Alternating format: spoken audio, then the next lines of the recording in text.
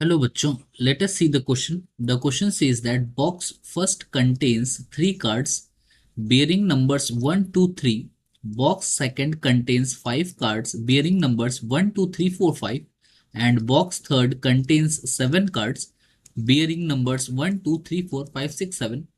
A card is drawn from each of the boxes. Let xi be the number on the card drawn from the ith box I equals 1 to 3, the probability that x1, x2 and x3 are in an arithmetic progression is. So these are the given options here. तो बच्चों इस question को solve करने के लिए जो की concept use होगा, ये की कॉन्सेप्ट होगा थ्री नंबर्स इन एपी का. We know if A B C are in AP, then हमारे पास कंडीशन क्या होती है, ट्वाइस ऑफ बी ये इक्वल होता है ए प्लस सी के. तो बच्चों इस क्वेश्चन के अंदर हमें दे रखा है कि बॉक्स वन है, एक बॉक्स वन है, देन अपने पास बॉक्स सेकंड है, then we have box third. तीन बॉक्सेस है. बॉक्स वन में तीन नंबर है 1 2 3. बॉक्स सेकंड में है 1 2 3 4 5.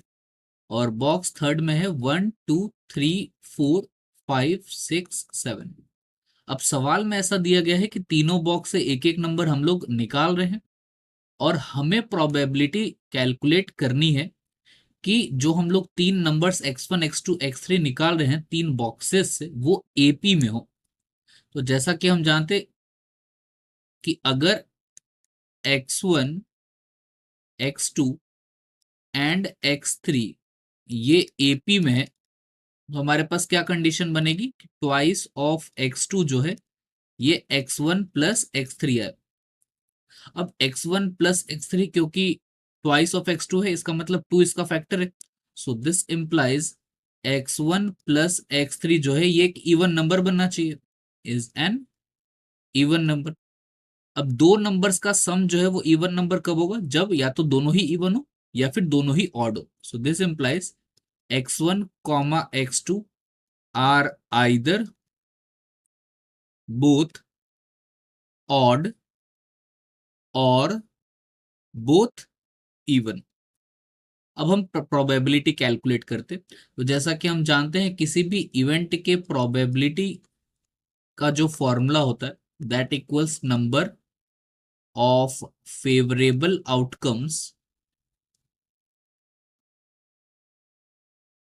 Divided by total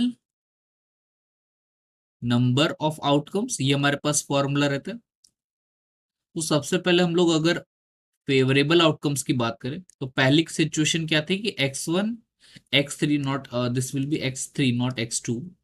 x1 x3 दोनों या तो ऑड हो, तो पहला सिचुएशन हम लोग ऑड ले लेते. अब देखिए पहले x1 जो है वो फर्स्ट बॉक्स से आने वाला है और फर्स्ट बॉक्स में कितने ऑड नंबर है, दो ऑड नंबर है. तो दो में से कोई एक नंबर सेलेक्ट करने के कितने तरीके हो जाएंगे, 2c1 टाइम्स थर्ड बॉक्स से भी ऑड सेलेक्ट करना है. तो चार ऑड नंबर है 1 3 5 7, उसमें से एक सिलेक्शन होगा, that is 4c1. Then plus दोनों इवन की बात करें तो फर्स्ट बॉक्स में एक ही इवन नंबर है, सो उसको सेलेक्ट करने का तरीका 1c1 टाइम्स थर्ड बॉक्स के अंदर अपने पास तीन इवन नंबर है, सो उसको सेलेक्ट करने का तीन में से एक नंबर सेलेक्ट करें, so that will be 3c1. और divided by total number of outcomes क्या बनेंगे, तीनों में से एक एक सेलेक्ट करने. सो पहले में तीन नंबर थे तो 3c1, दूसरे में चार नहीं, चार नहीं है, दूसरे में है पांच. सो पांच में से एक सेलेक्ट करने 5c1 और सेवन में से एक सिलेक्शन 7c1. सो ये अपने पास आ गया 2c1 will be 2, 4c1 will be 4, and plus 1c1 is 1 and 3c1 is 3, then 3c1 again 3, 5c1 5, 7c1 is 7. सी का हम लोग फॉर्मूला देख लेते हैं, एनसीआर जो है that equals n factorial upon n minus r factorial times r factorial. और factorial का मीनिंग क्या होता है, n factorial means first n natural numbers का product. So this is how we will be getting these numbers. So 2 times 4 हो जाएगा 8 plus 3 upon 3 5s of 15, then 7 times 105, so ये 11 upon 105 आ जाएगा. and that will be our answer to this question, that is option C. So hence option C is correct. Hope you have understood it well. Best of luck.